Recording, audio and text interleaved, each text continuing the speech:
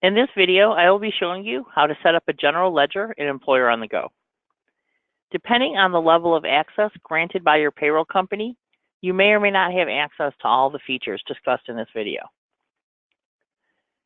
This feature in Employer on the Go can be set up for the purpose of allocating wages to specific accounts and sub-accounts in a company's general ledger.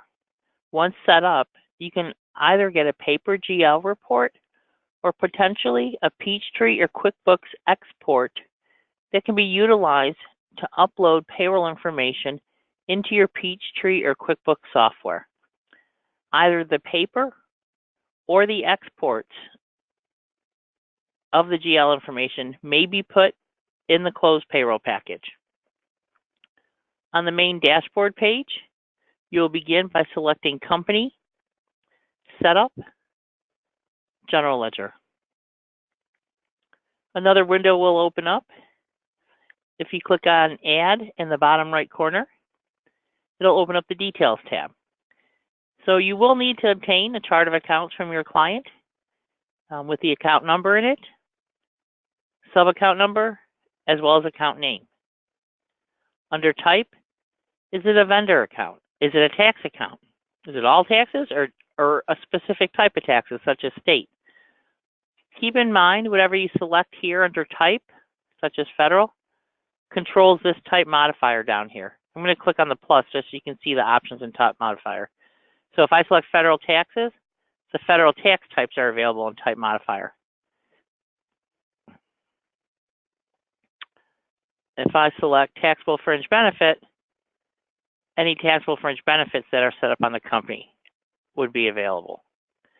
So this field will change depending on what this field is. Debit or credit, they'd have to tell you if whatever you're setting up is a debit item or a credit item.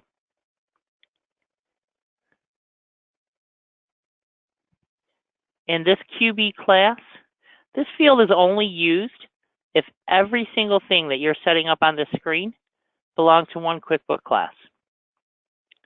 And you want to make sure that you include that information if you're intending to use the exports.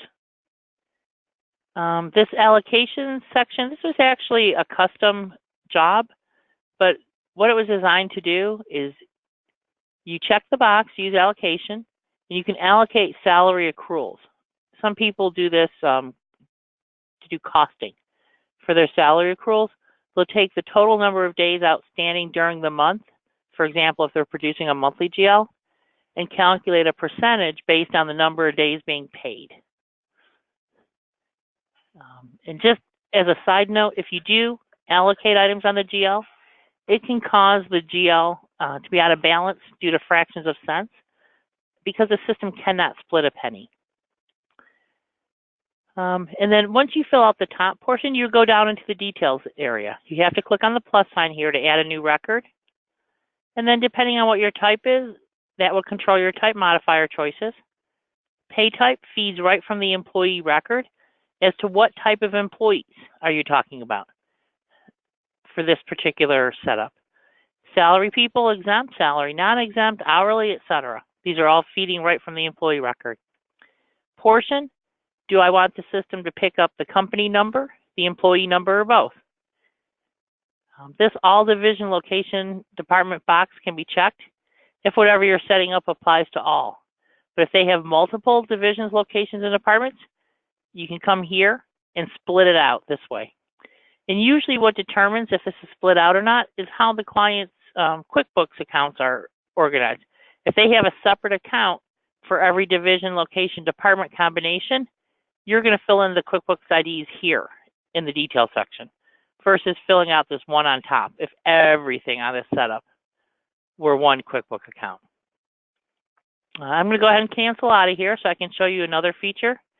So ordinarily, you want to set up your GL after you're done setting up everything else on the company. Because once you're done setting up everything else on the company, you could come here and click on Create Defaults. The system will say, do you want to create default records? You're going to say yes.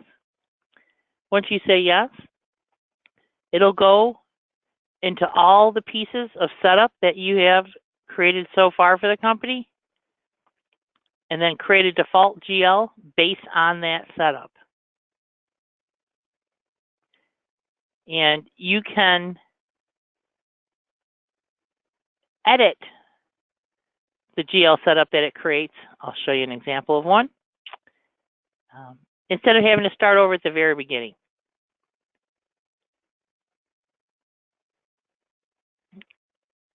Wrong company. Here's an example of one.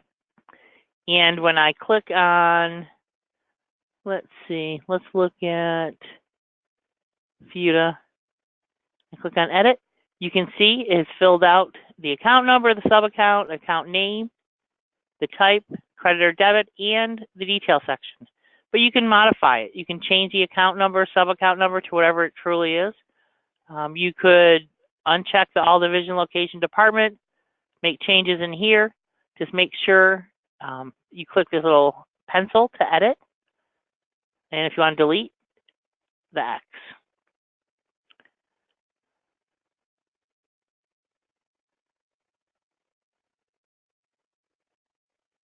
Wherever you are an employer on the go, if you click on home, it'll take you back to that main screen. But the GL, it's a nice feature that you could set up, and then your client could potentially get in their payroll package a file or a paper report that they can then use to post their